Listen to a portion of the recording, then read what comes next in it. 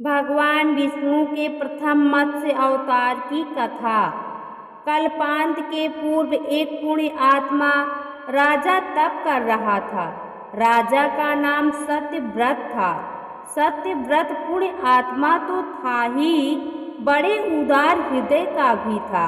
प्रभात का समय था, सूर्य उदय हो चुका था। सत्यव्रत कृतमाला नदी में स्नान कर रहा था। उसने स्नान करने के पश्चात जब तर्पण के लिए अंजलि में जल लिया तो अंजलि में जल के साथ एक छोटी सी मछली भी आ गई। सत्यव्रत ने मछली को नदी के जल में छोड़ दिया। मछली बोली, राजन, जल के बड़े बड़े जीव छोटे छोटे जीवों को मारकर खा जाते हैं। अवश्य कोई बड़ा जीव मुझे भी मारकर खा जाएगा। कृपा करके मेरे प्राणों की रक्षा कीजिए। सत्यव्रत के हृदय में दया उत्पन्न हो उठी।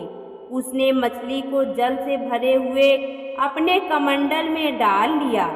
तभी एक आश्चर्यजनक घटना घटी। एक रात में मछली का शरीर इतना बढ़ गया कि कमंडल उसके रहने के लिए छोटा पड़ने लगा। दूसरे दिन मछली सत्यव्रत से बोली, राजन, मेरे रहने के लिए कोई दूसरा स्थान ढूंढिए, क्योंकि मेरा शरीर बढ़ गया है। मुझे घूमने फिरने में बड़ा कष्ट होता है।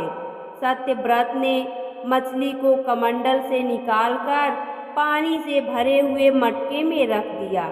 यहाँ भी मछली का शरीर रात भर में ही मटके में इतना बढ़ गया कि मटका भी उसके रहने के लिए छोटा पड़ गया। दूसरे दिन मछली पुनः सत्यव्रत से बोली, राजन, मेरे रहने के लिए कहीं और प्रबंध कीजिए, क्योंकि मटका भी मेरे रहने के लिए छोटा पड़ रहा है।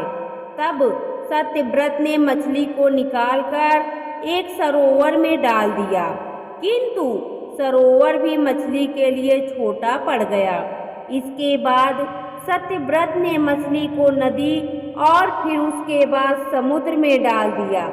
आश्चर्य, समुद्र में भी मछली का शरीर इतना अधिक बढ़ गया कि मछली के रहने के लिए वह भी छोटा पड़ गया। अतः मछली पुनः सत्यव्रत से बोली, राजन, यह समुद्र भी मेरे रहने के लिए उपयुक्त नहीं है। मेरे रहने की व्यवस्था कहीं और कीजिए। अब सत्यव्रत विस्मित हो उठा। उसने आज तक ऐसी मछली कभी नहीं देखी थी। वह विस्मय भरे स्वर में बोले, मेरी बुद्धि को विस्मय के सागर में डुबो देने वाले आप कौन हैं? मत्स्य रूपधारी श्री हरि ने उत्तर दिया, राजन, हयग्रीव नामक दैत्य ने वेदों को चुरा लिया है। जगत में चारों ओर अज्ञान और अंधकार फैला हुआ है। मैंने हयग्रीव को मारने के लिए ही मत्स्य का रूप धारण किया है।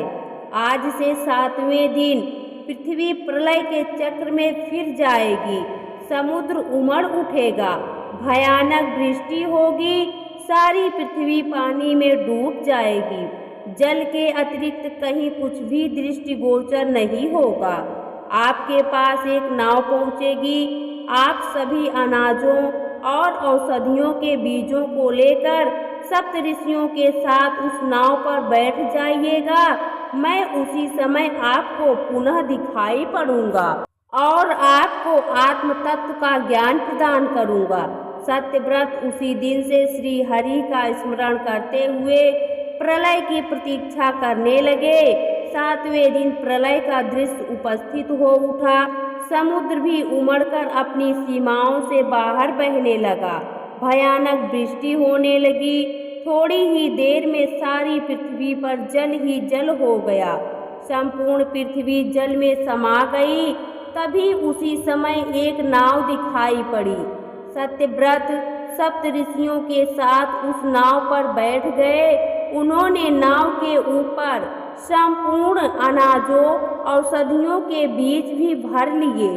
नाव प्रलय के सागर में तैरने लगी। प्रलय के उस सागर में उस नाव के अतिरिक्त कहीं भी कुछ भी दिखाई नहीं दे रहा था। सहसा एक मत्स्य रूपी भगवान प्रलय के सागर में दिखाई पड़े।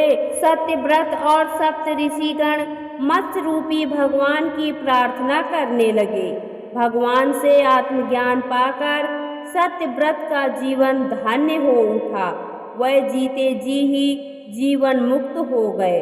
प्रलय का प्रकोप शांत होने पर मत्स्य रूपी भगवान ने हयग्रीव को मारकर उससे वेद छीन लिए। भगवान ने ब्रह्मा जी को पुनः वेद दे दिए। इस प्रकार भगवान ने मत्स्य रूप धारण करके वेदों का उद्धार किया, साथ ही संसार के प्राणियों का भी अमिट कल्याण किया। दोस्तों, आपको यह पौराणिक कथा कैसी लगी कमेंट बॉक्स में ज़रूर बताएं।